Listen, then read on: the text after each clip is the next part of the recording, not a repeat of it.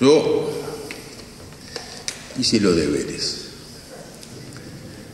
Así que voy a leer y después Sanguinetti me va a retar. Pero hace 12 años que no tengo este hábito de estar hablando frente al partido y esta oportunidad quería compartirla con ustedes.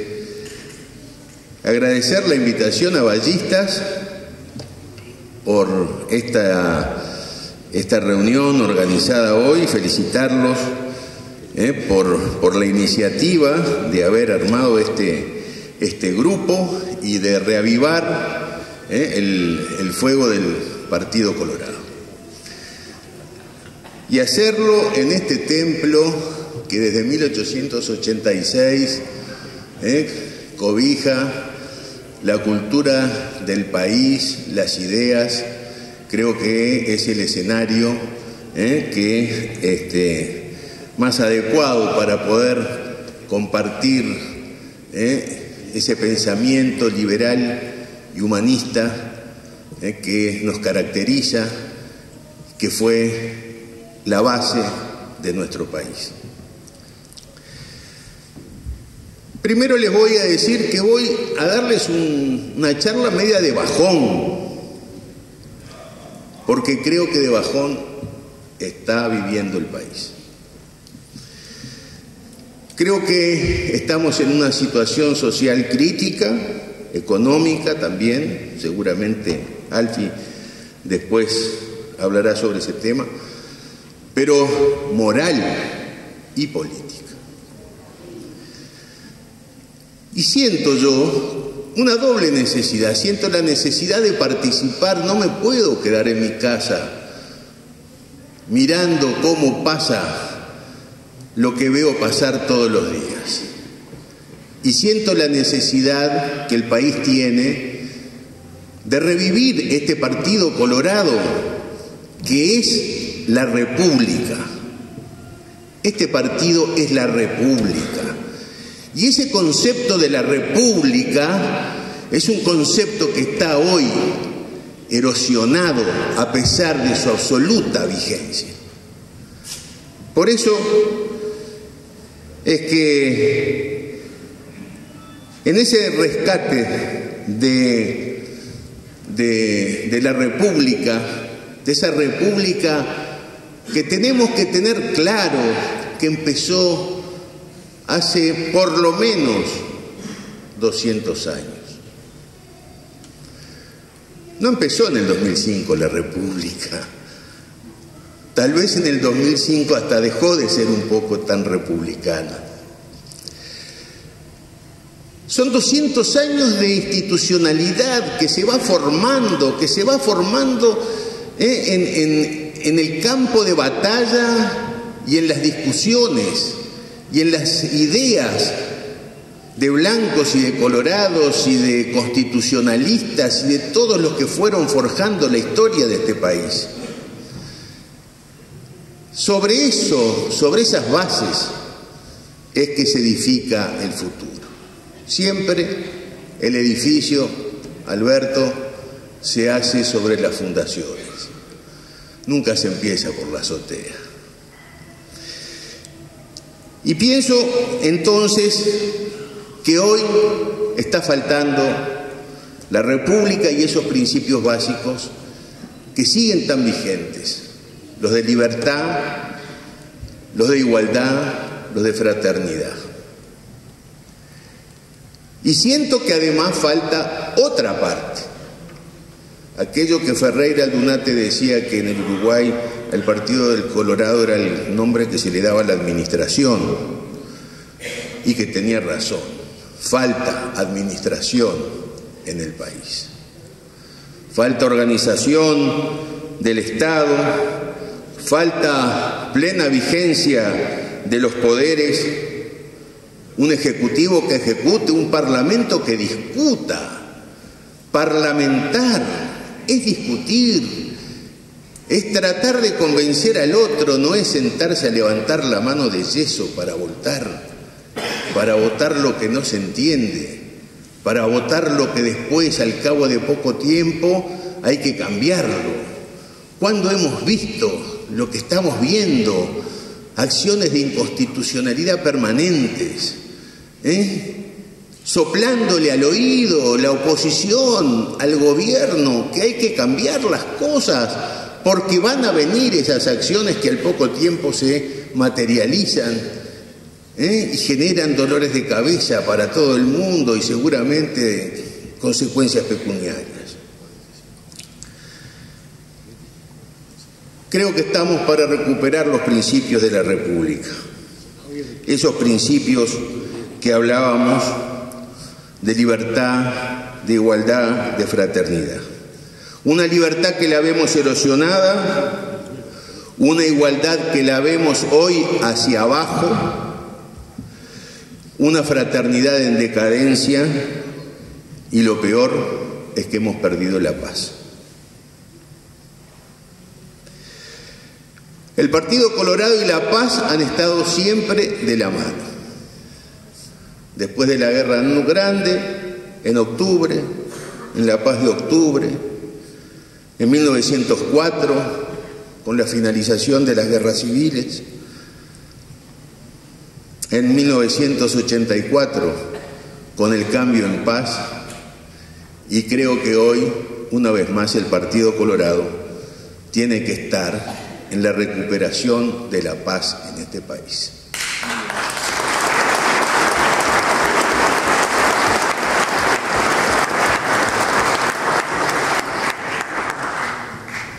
La realidad social general es muy compleja.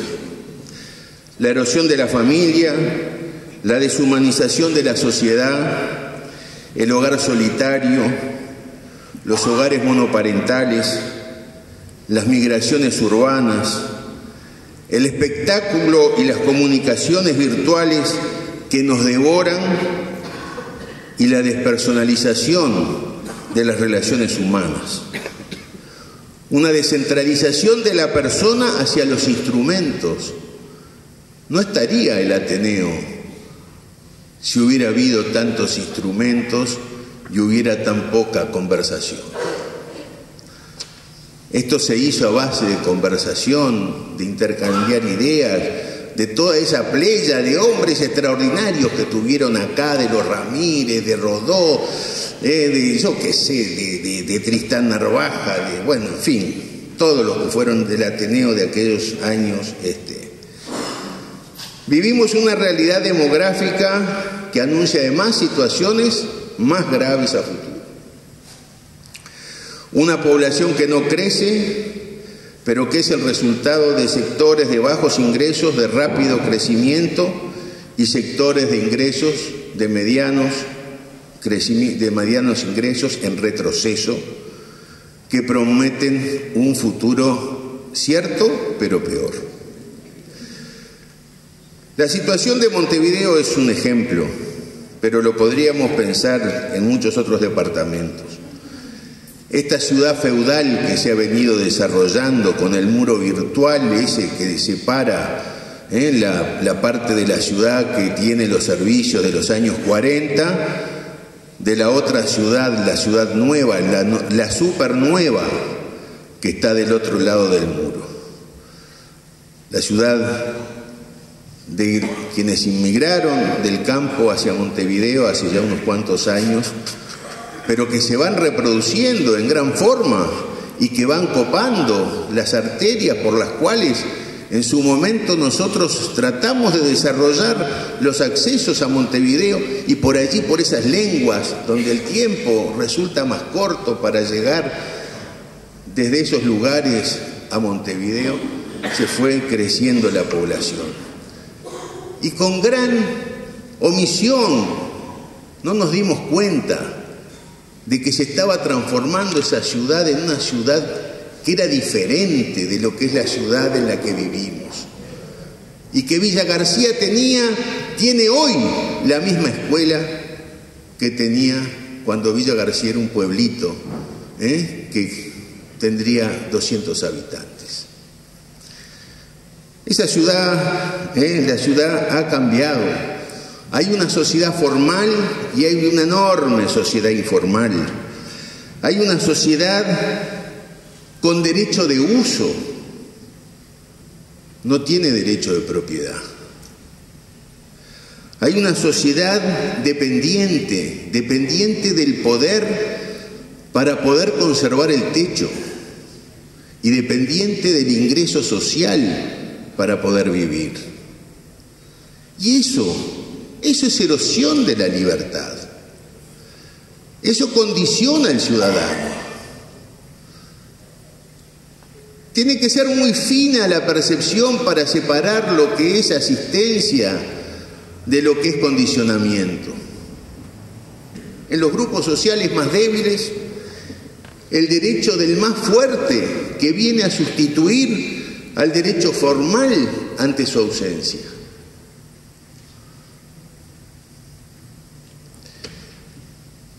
Montevideo tiene zonas liberadas, donde la presencia de la droga y el narcotráfico encuentran el refugio. Temor y dependencia limitan la libertad.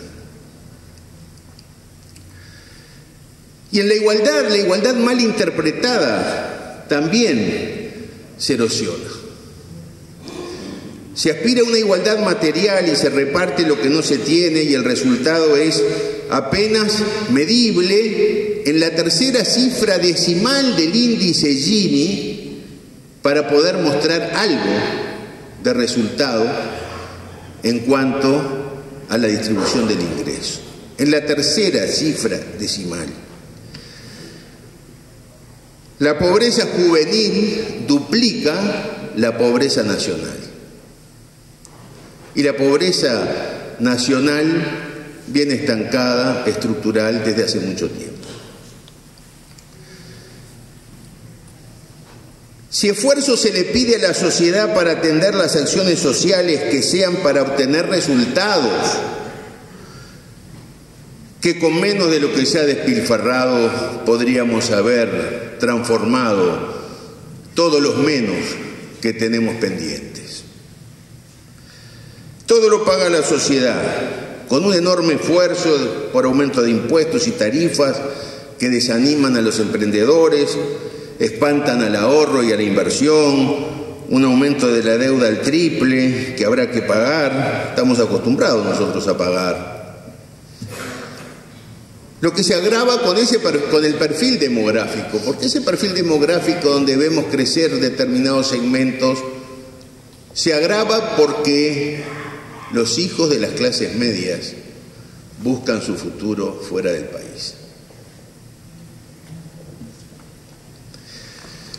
Entonces,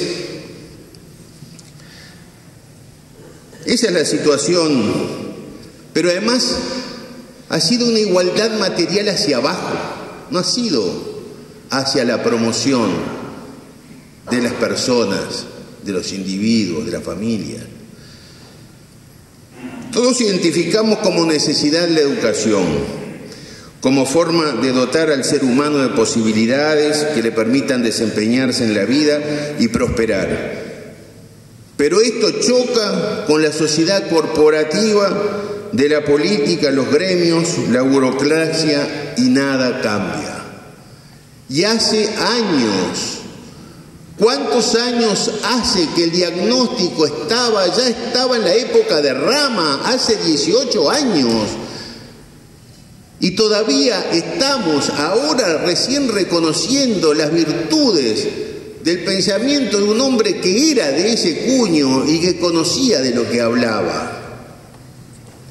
Es demasiado tiempo, hemos perdido 18 años.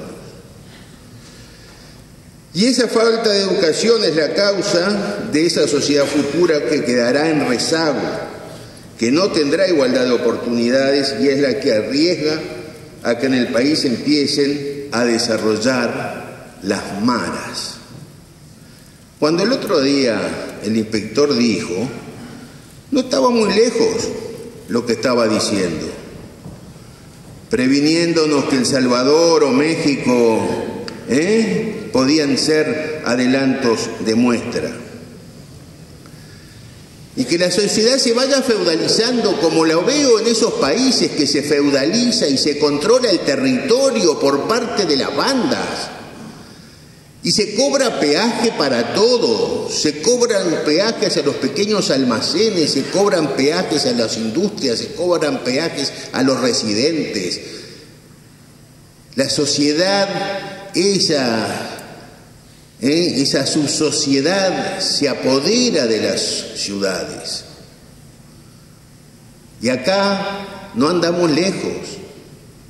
Miren que siempre hay alguna punta donde ya está pasando. Pero también tengamos claro que la educación no es solamente un tema de la escuela o del liceo. La educación es el ejemplo recibido y los límites que los demás le imponen a uno. Sin educación familiar y ejemplo colectivo no habrá mejores resultados en la educación formal. Y esto nos lleva a la necesidad de la educación en valores desde la casa y en el ambiente.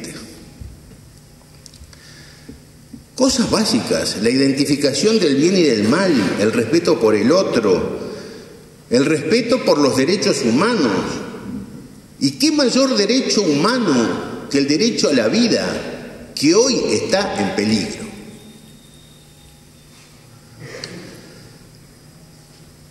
La educación desde el ejemplo. ¿Qué ejemplo? Ejemplo del esfuerzo del trabajo, del ejemplo del trabajo, ejemplo de la rectitud, de la conducta, de la convivencia. Esos son valores esenciales de nuestro país. Pero ¿se puede esperar algo con el ejemplo que recibimos de nuestros gobernantes? La forma de comportarse al representar al ciudadano. Mirá, Yamandú, si vos ibas a andar con esas fachas. La falta de respeto al otro, la falta de respeto al bien colectivo, la extralimitación de las facultades, o cuando la honradez pasa de ser una obligación a ser una virtud. Qué triste. Es la negación del estilo nacional de bien expresarse, de responsabilidad de representar al elector, de respeto al otro, al bien ajeno y a la vida austera. Eso es la esencia de nuestro país.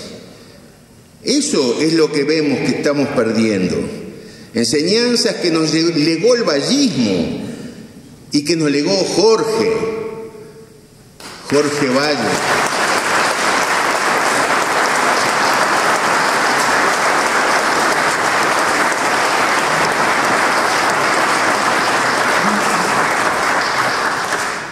Recuerdo aquel maravilloso discurso improvisado, no como este que tengo que leer, que hacía Jorge a la juventud en una de sus últimas campañas electorales, hablando precisamente de la importancia de la educación en valores. A Jorge la circunstancia económica no le permitió cambiar el espíritu de la sociedad, que tal vez habría sido su mayor aporte. Tuvimos que andar lidiando con Alejandro, con el Lito, y con todos los que estamos, con Didier y con todos los que estamos por acá, que veo y que recuerdo, en aquella situación complicada, con Alberto que anda por ahí también, en aquella situación complicada que nos deparó el resultado después de la elección.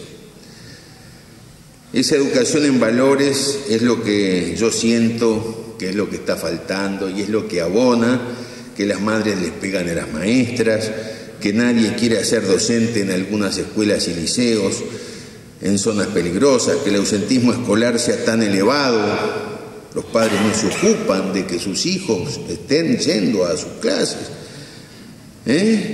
Por supuesto que nadie controla para las asignaciones, si eso se está dando o no se está dando.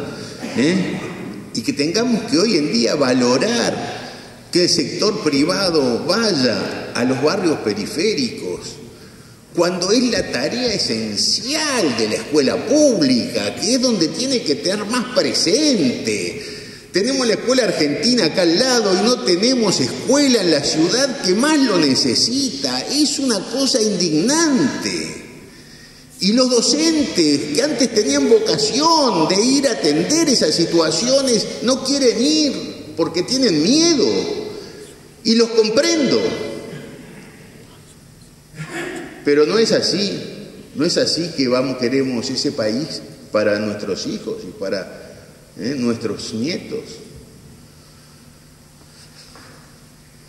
Yo creo que necesitamos un país en que el ejemplo, además, sea a más. Necesitamos un ejemplo a más.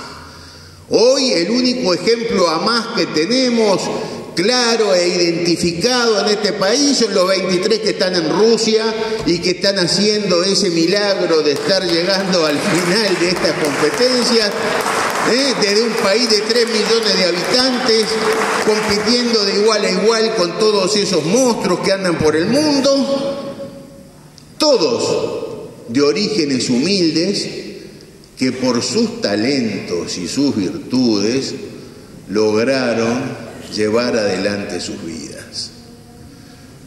Ese es el ejemplo que hay que darle a los jóvenes de hoy en día. Hay algunos que están para ir a más, como lo de la escuela de robótica del Tala o como algún otro de los que anduvieron por ahí. Esos son los ejemplos para ir a más. Y por último quería hablar de la fraternidad que hace a la paz. Hay una segregación social que es lo contrario de la fraternidad y que fue durante mucho tiempo el mayor capital humano de nuestro país. Un país de sociedad bien avenida. Si uno tenía que decir algo del Uruguay para destacarlo, era que esta sociedad era una sociedad bien avenida. Uno no sentía que hubiera, como lo sienten muchos países de América, esas tensiones sociales brutales entre ingresos bajos e ingresos altos. Esta sociedad era una sociedad bien avenida.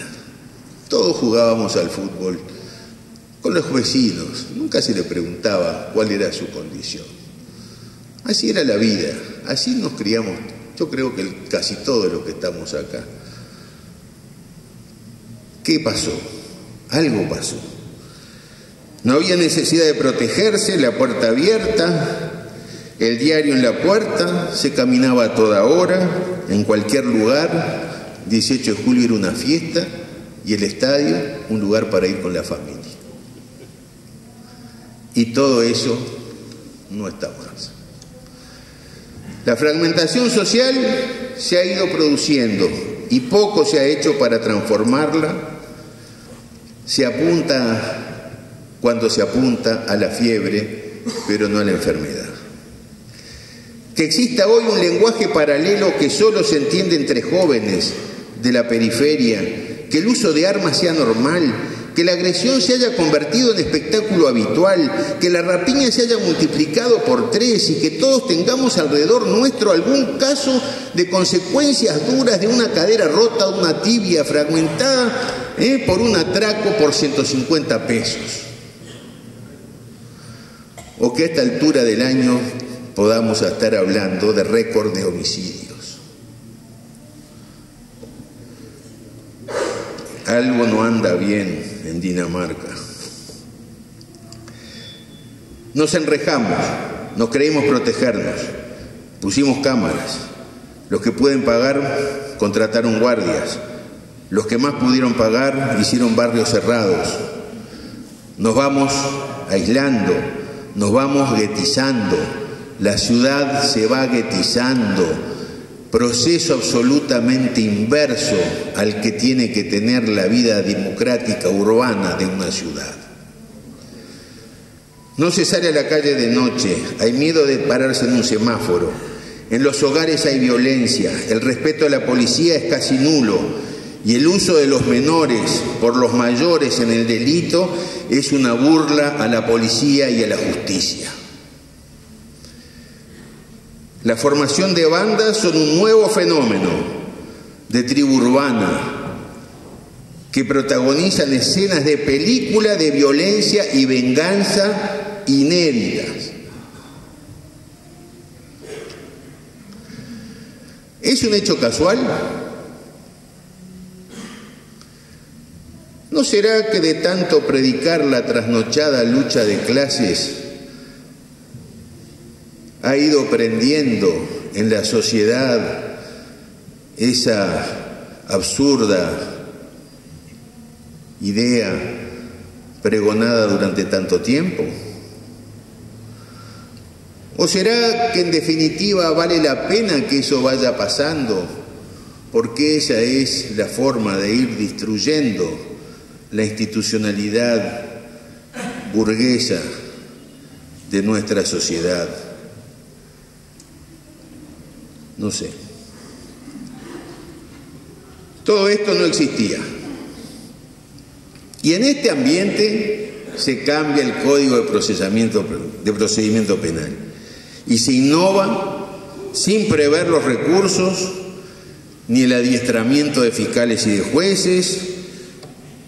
Lo que menos podemos decir es que es inoportuno e improvisado, para a los 6 meses modificarlo.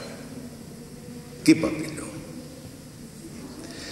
Nada de esto es irreversible, pero para revertirlo es necesario poner empeño y arriesgarse, y no demorar, porque cada día que se demora es un paso atrás.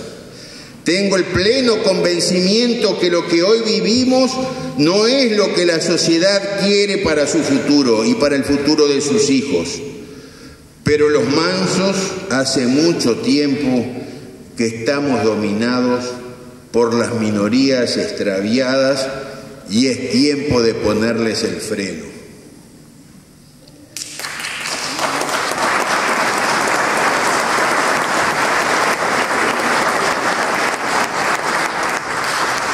Es tiempo que la mayoría silenciosa de la sociedad, la que no sale en el informativo, la que se escandaliza o la que progresivamente se va resignando, tome la decisión del cambio, se rebele y decida mostrarse fuerte desde las urnas, que en democracia es el único pronunciamiento que reconocemos y que todos respetamos.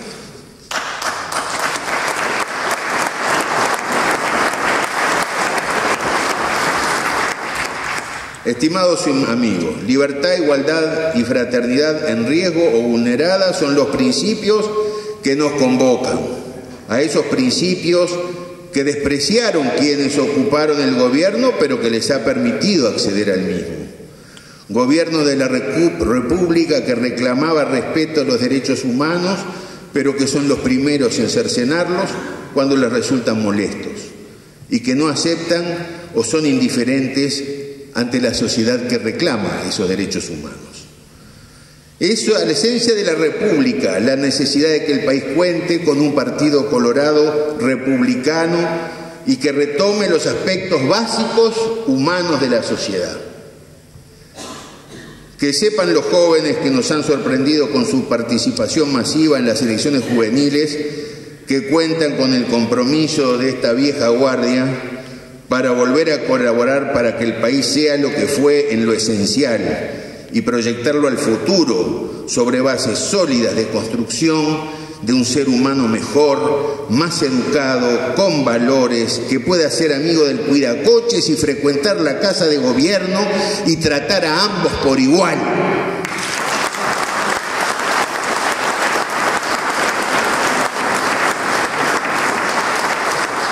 Desde esta casa meca del pensamiento liberal humanista, convocamos a todo el país a librar una vez más la gran batalla de la República y por la paz.